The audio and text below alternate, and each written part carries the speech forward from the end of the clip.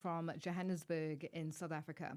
Burkina Faso has been placed on an international human rights watch list following growing concerns over the country's deteriorating civic and political freedoms under military rule. According to CIVICUS, a global alliance of civil society organizations and activists, authorities have increasingly restricted the activities of critics of civil society organization, political opposition parties, journalists and government critics. Now, in a statement, CIVICUS called on Burkina Faso's leader, Ibrahim Traoré, to reverse the dissolution and suspension of civil society organizations, allow political parties to operate freely, and initiate a genuine dialogue to restore democratic governance. And for more on this, we are joined on the line by Dr Baiye Mbu, West and Central Africa researcher for the CIVICUS Monitor. Dr Mbu, good afternoon, and thank you for joining us on Africa Update. Good afternoon. It's a pleasure. Now, Dr Mbu, what does it mean for Burkina Faso to be placed on an international human rights watch list, and how serious is this development? Well, when we put a country on the CIVICUS Monitor watch list, it essentially signals that civic space, that is the freedom of association, expression, and peaceful assembly, is contracting in a way that demands urgent attention.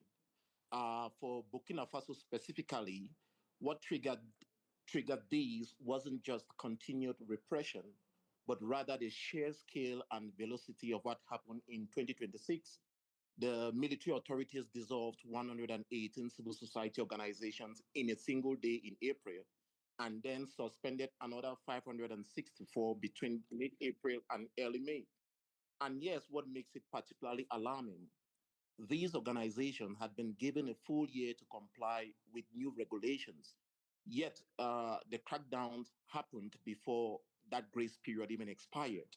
And by 11th June 2026, we are looking at over 1,174 civil society organizations either suspended or dissolved altogether.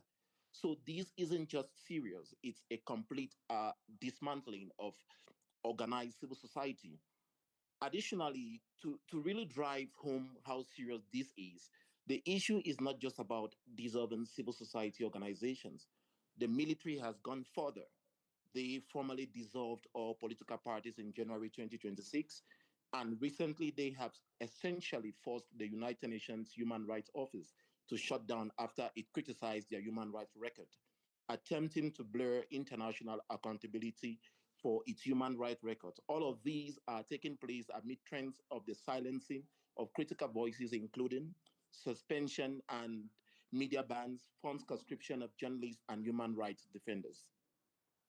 And how have these restrictions on civil society organizations affected ordinary citizens and just community groups in Burkina Faso? And to what extent are journalists, and you've already touched on the government critics, but to what extent are they, in terms of the work that they do, are they able to work without fear of intimidation or being arrested or even harassment?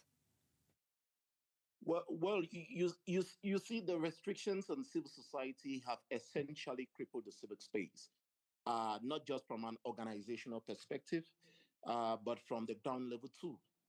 You know, by June 2026, over 1,000 civil society organizations had been dissolved or suspended, including major human rights groups and organizations working on women's rights, HIV/AIDS prevention, and environmental protection. This means ordinary citizens have lost the intermediary organizations that advocated for their rights, provided social services, and gave them a platform for collective action. As for journalists and critics, fairly speaking, they should be functioning in a very restrictive environment. We have seen 5 journalists arrested in October 2025 for covering sensitive interviews, and also a lawyer sentenced to 1 year in prison simply for criticizing human rights violations on Facebook. Most alarming, journalist Atiana Sej Olyun, adopted 2 years ago, has been incommunicado detention. He's been tortured, deprived of food, and denied contact with family. Also, when an influential imam like Mohammed Ishaq Kindo can be arrested for publicly criticizing a restrictive religious bill, it sends a clear message that dissent and criticisms are no longer tolerated. Now, Civicus is calling on African democracies to take the lead. Now, which countries or regional bodies are best positioned to influence Burkina Faso's military leadership, and what role should ECOWAS and the African Union play at this stage?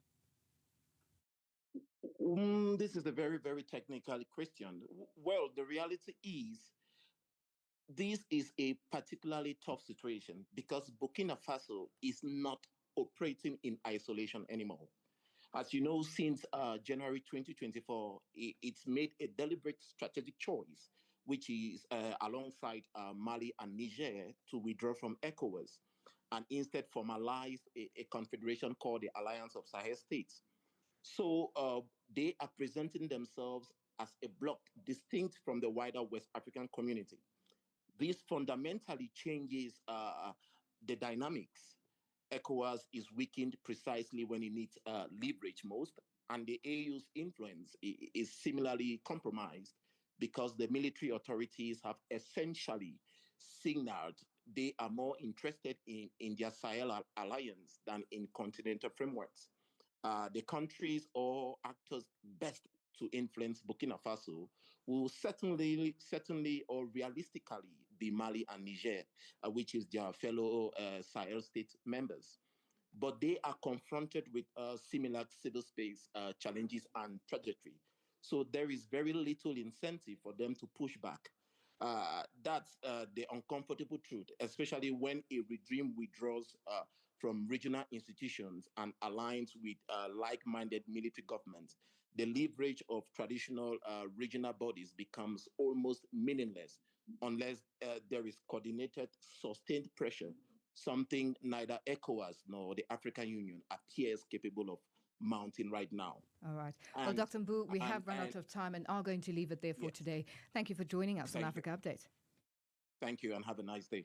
Thank you, and to you too. That's Dr. Baiye Mbu, West and Central Africa researcher for the CIVICUS Monitor, joining us on the line. This Women's Month, we lift our voices